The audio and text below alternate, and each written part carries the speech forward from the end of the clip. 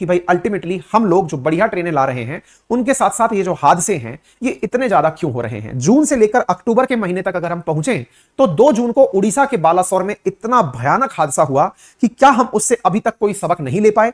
293 लोगों की जान चली गई उस हादसे में। इसी तरह 10 अक्टूबर के दिन नॉर्थ ईस्ट एक्सप्रेस जो है उसकी 21 बोगियां पटरी से उतर गई। इसके साथ साथ 3 टायर एसी की 2 बोगियां पलट गई जिनमें 4 यात्रियों की मौत हो गई। 25 अक्टूबर को उत्तर प्रदेश के अंदर आगरा के अंदर पातालकोट नामक जो एक्सप्रेस है उसके अंदर 3 जनरल कोच पूरी तरह जल गए। इनमें कुल 13 लोग घायल हुए। आग लगने के बाद कई यात्रियों ने ट्रेन से कूदकर जान बचाई। ये 3 महीने के अंदर 3 खबरें।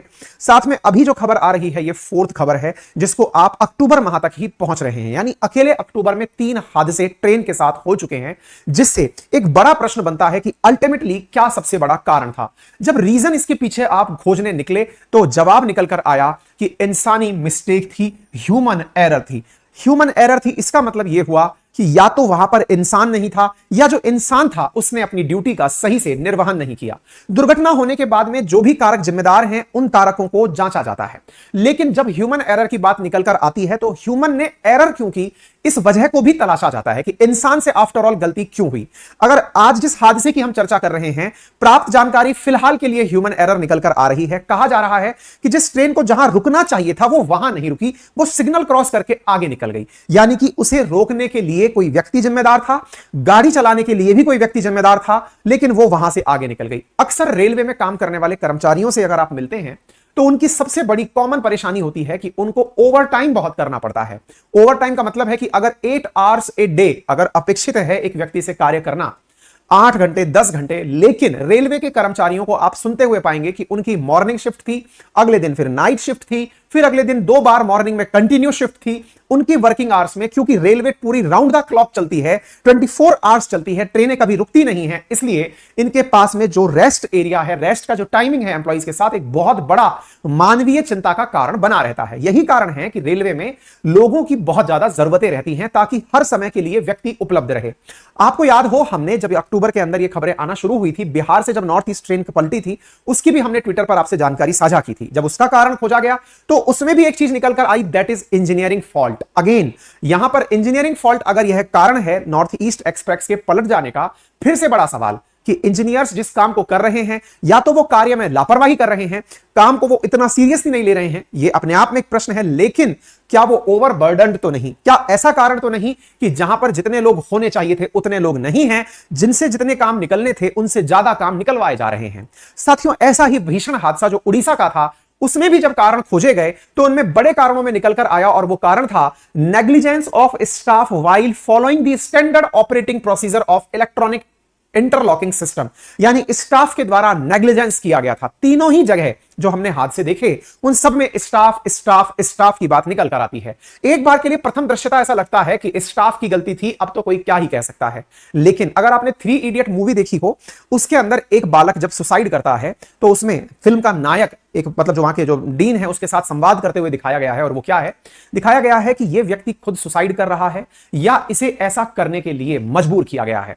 सामान्यतः कर्मचारियों की भूल पर उन्हें पनिशमेंट देने के प्रावधान सरकारी सेवाओं में होते हैं, लेकिन ऐसी स्थितियों में जब आपको यह पता चले कि रेलवे में 2.5 लाख पद वैकेंट हैं, इसका मतलब सीधा है कि यदि 2.5 लाख पद खाली हैं, जिनमें से मेजॉरिटी जो पद हैं वो नॉन गजेटेड कैटेगरी के हैं, ये 1 जुलाई 2023 का इंटरनेट पर उपलब्ध आंकड़ा है, जिनमें से मेजर चीजें स्टेशन मास्टर्स की, टेक्नीशियंस की और जूनियर इंजीनियर्स की हैं। बड़ा प्रश्न उठता है कि रेलवे के संचालन में जिनका महत्वपूर्ण योगदान है, वो स्टाफ जो इस कार्य को संपादित करता है, अगर उनकी संख्या में कमी है तो वह कमी पूरी कैसे हो रही है? क्योंकि ट्रेनें तो बदस्तूर जारी हैं, ट्रेनों की घोषणाएं भी लगातार हो रही हैं, नई ट्रेनें भी लगातार आ रही हैं, पद पर जब लोग नहीं है तो कर कौन रहा है? यहीं से निकल कर आता है ओवर टाइम का कंसेप्ट, यानी जो उपलब्ध है उसे ज्यादा समय काम कराया जाए। यहां पर एक्सक्यूज दिया जाता है काम कराने वालों के द्वारा कि जो ओवर टाइम करते हैं उनको ज्यादा पैसा भी तो दिया जाता है। बिल्कुल सही है, ऐसे तो फिर पैसे 24 घंटे के देकर के जनता को 1/3 कर देना चाहिए।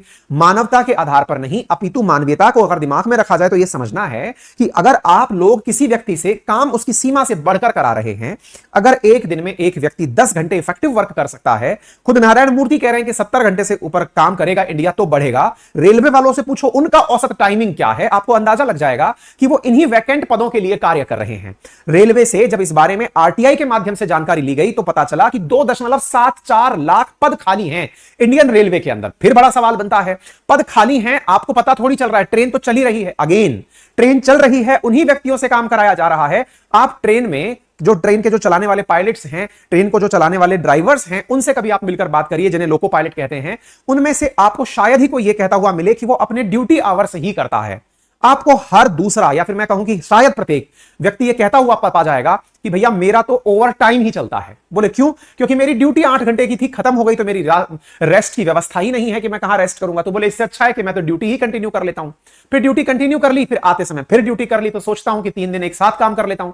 इस प्रकार से निरंतर कार्य के अंदर रेलवे के कर्मचारी, और यही कारण है कि बड़ी संख्या में रेलवे के कर्मचारी, विशेष रूप से पायलट्स, स्टेशन मास्टर्स, जिनकी जिम्मेदारी ट्रेन को सुरक्षित तरीके से संचालित करने की है, वो सामान्यतया स्ट्रेस्ड सिचुएशन के अंदर अपने आप को पाते हैं। भले ही उनके स्ट्रेस को आप पैसे से कंपनसेट करते हो कि आपको एक्स्ट्रा टाइम के पैसे दे तो दिए, लेकिन सच्चाई यह है कि ये जो पद खाली हैं इनकी पूर्ति आवश्यक है। खुद मिनिस्ट्री के द्वारा 2022 में एक प्रश्न के जवाब में बताया गया कि रेलवे में 3.15 लाख पद खाली हैं। अब बड़ा सवाल यह बनता है कि इन पदों का क्या हुआ। साथियों, 2019 में आप में से बहुत सारे जानने वाले हमारे विद्यार्थियों ने, हमारे कुछ विद्यार्थियों के जानने वालों ने, या हमारे लिसनर्स के कुछ जानने वालों ने रेलवे ग्रुप डी और एनटीपीसी की परीक्षाओं के फॉर्म भरे थे। लेकिन आपको यह ज्ञात हो कि उन परीक्षाओं के पूर्ण होते होते लेकिन सभी पदों पर सभी व्यक्तियों को नियुक्ति नहीं मिली है।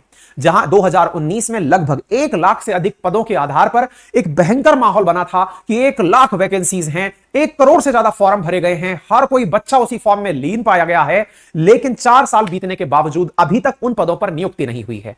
जहां सरकार खुद मानती है कि इतने पद खाली हैं, उसके साथ साथ परीक्षाएं भी आयोजित करा ली जाती हैं, लेकिन उन पदों पर लोगों की नियुक्तियां नहीं होती हैं। नियुक्तियां ना होने से क्या यह प्रश्न यथार्थ रूप से नहीं बनता कि जो मानवीय भूल, जिसे आप बहुत बड़ी भूल मान रहे हैं, उसके पीछे एक फेलियर ऑफ सिस्टम भी जुड़ा हुआ है? जिन बच्चों ने परीक्षाएं दे दी, जिन्होंने अपने रिजल्ट के इंतजार में इतने समय तक का इंतजार बिता दिया, 2019 का पेपर दिया बच्चा, 21-22 तक इंतजार में ही बिता दिया, सिलेक्शन के बाद 2023 तक अपनी ज्वाइनिंग के इंतजार में बैठा है। हमारे पास ऐसे बहुत से बच्चों के कॉल और मैसेजेस आते हैं कि सर कभी हमारी बात अपने मंच के माध्यम से उठाएं, तो हम आपकी बात को, हमारे प्यारे लिसनर्स की बात को अगर मंच पर केवल एक बार के लिए संदर्भित करें, तो आप एक बच्चे के इस मैसेज को कमेंट बॉक्स में देख सकते हैं, जहां पर यह बालक खुद अपने द्वारा यह बात मेंशन कर रहा है कि सर अगर संभव हो तो मुझे एक फैकल्टी की जॉब दे दीजिए, क्योंकि हमारे साथ स्थितियां ऐसी हैं कि एनटीपीसी का हमने जॉब दिया था, मतलब सिलेक्शन प्रोसीजर में गए थे, इनको साउथ के अंदर, बेंगलुरु के अंदर पोस्टिंग होनी थी, इनके लिए जो स्टेशन मास्टर के पद थे, उन पदों में से इनका नंबर आते आते, क्योंकि जो कुल पद थे उनमें से